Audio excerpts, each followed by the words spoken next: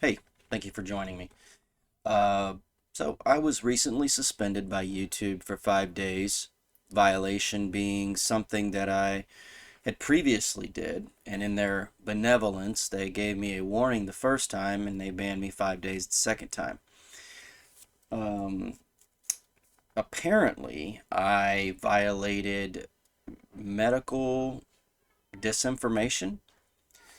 And it's interesting when you get one of these because you really don't know what you did, because they give you the category of violation and the video and just leave it to you to figure out what exactly in that video triggered the violation. I still don't have a clue, and that's why I think I probably violated it again. I actually sent it to, well, I put it on a Discord channel, and a friend of mine who, has in times past had quite different political views than I viewed it, and he didn't see a problem with it, but YouTube did. And it got me thinking about the concept of terms of service, because I was looking at the terms of service in regards to trying to figure out what I did. And I noticed there was very specific information in regards to um, let's say, invisible to our eyes thing that became big news starting at the end of 2019, and shut down a lot of industry and businesses and things like that. So you know what I'm talking about. I'm just trying to avoid saying it because apparently maybe that's one of the triggers I've heard.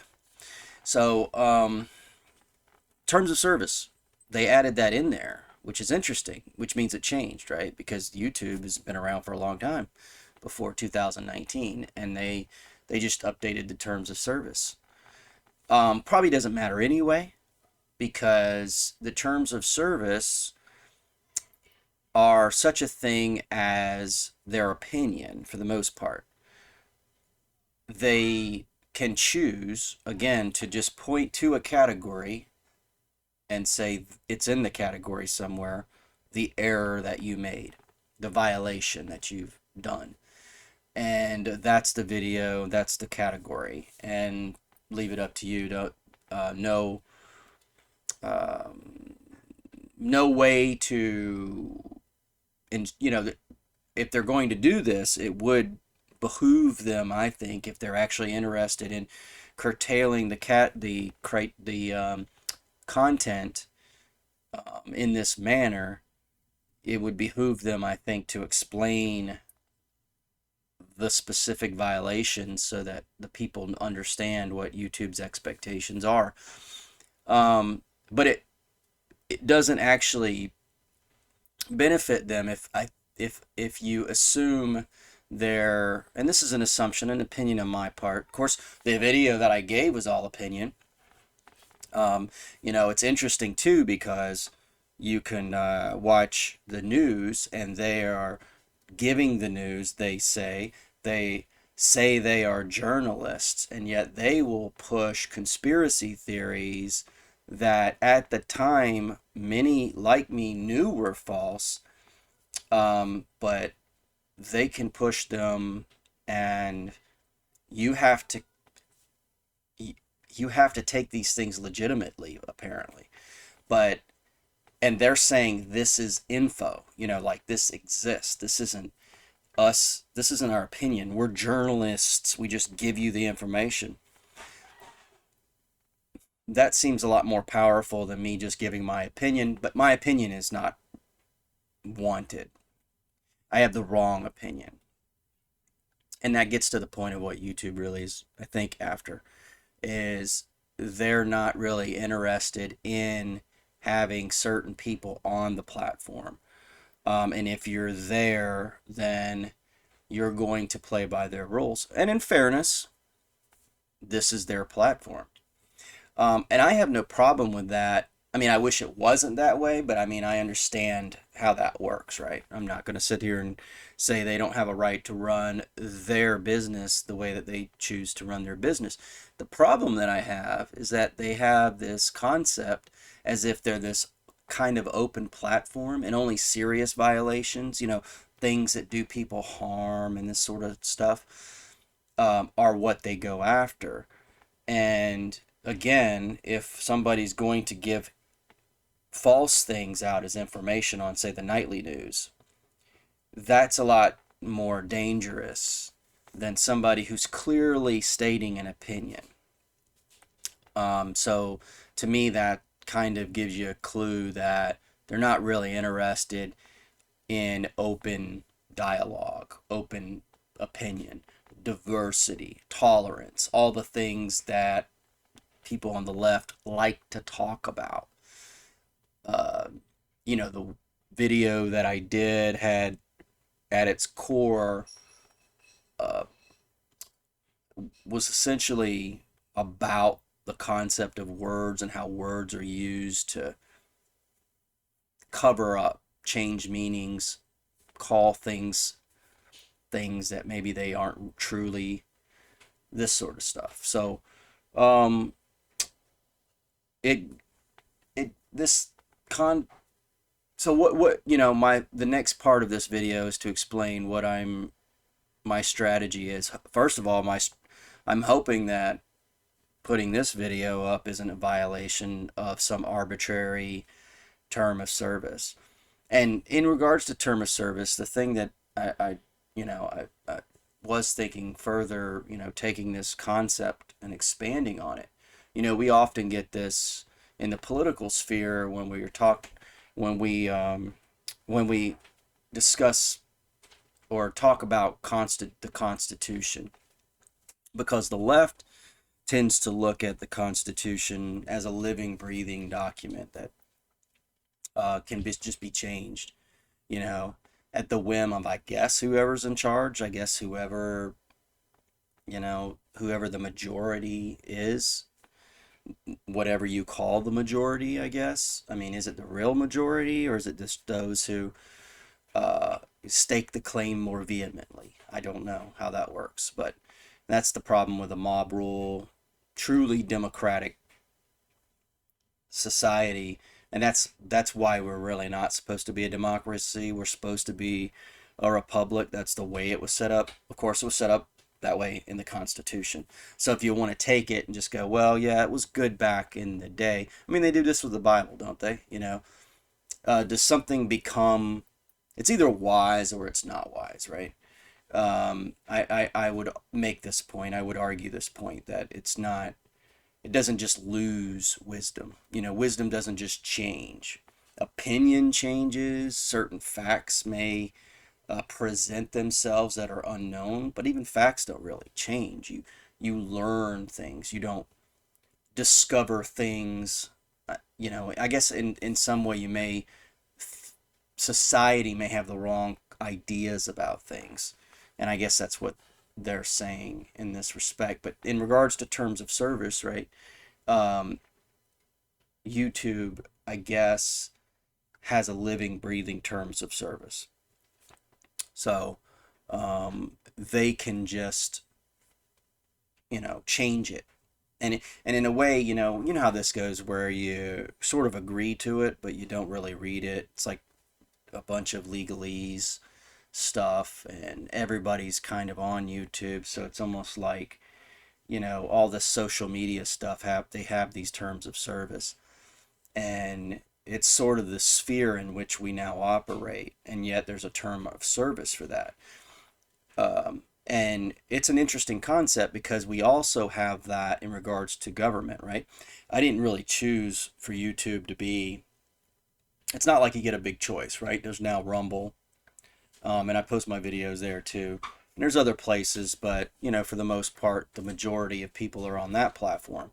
So, it's you don't really choose that so much, is that you sort of are forced to operate in an area where everybody else is. And in like manner, you don't choose where you're born, right? So I didn't choose to be born in the United States. So did I make a social contract or did I sign a real contract? Was there terms of service presented to me when I was born or when I got to be of age to make a decision like that? No. You could argue that maybe along the way I made certain agreements, and certainly that's true. And it's much the same way, right? So there's this idea that you sort of tacitly agree to those that are in charge, let's say. They're the ones in control of the mechanisms, the broader mechanisms.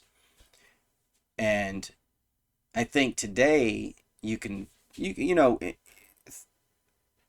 subjectively, is that the right term? Um, I'll go with that for now, but you can divide, or objectively, you can divide corporation from government, right? And that's an interesting scenario because I think what's going on today is there's this really cozy relationship between certain corporations and the government. And the benefit to that is each one can play a role. So the corporation can say, hey, the government's come out with a new regulation and we just have to comply, even though the corporation is going to make a ton of money. I mean, I can think of something somewhat recent in which, you know, a certain corporation that produces a certain product, um, kind of dealing with that same subject matter I was talking about before, claiming to stop it and then saying, well, it helps, it helps. Made a lot of money. And, you know, hey, we can't help that the government's regulating this on people, right? Can't help that. And then the government can go, well, you know, those social media companies, they're free to do whatever they want. And if they just are kind of protecting us and what we say and not really fact checking what we say, but kind of fact checking what our opponents say, you know, free country, right? So, and and did we, as the little citizen, did we tacitly approve of this social contract? Did we approve of this term of service? I don't know. I suppose in some ways we have. I suppose in some ways they have every right to do what they're doing to us. Um, and this gets me to where I'm at. I'm still in the process of figuring out how to do. I still want to continue doing YouTube videos. I think at this point what I'm going to do though is just focus on the biblical stuff because I do think that societally we're basically turning from God and that it is not a coincidence that as we do that, the more and more we go down the road away from wise, prudent, godly considerations, we end up going down this road of confusion and human exaltation of institutions, of governments, and everything that just land on the citizen. That is not, as somebody who very biblically minded and reads my Bible, I see patterns in the Bible. This is something that's been this way since Babylon. Okay, I would argue Babylon's the first communist, um, I would say city-state, but government. And so not a positive model. And that's where we're heading. And we're getting, because we're going away from God. So my point is this. I'm going to focus more on the Bible because I will just be focusing on the truth. Um, I like the idea of pointing out the absurdities that come along and the lies of the enemy and everybody who's just doing the enemy's business.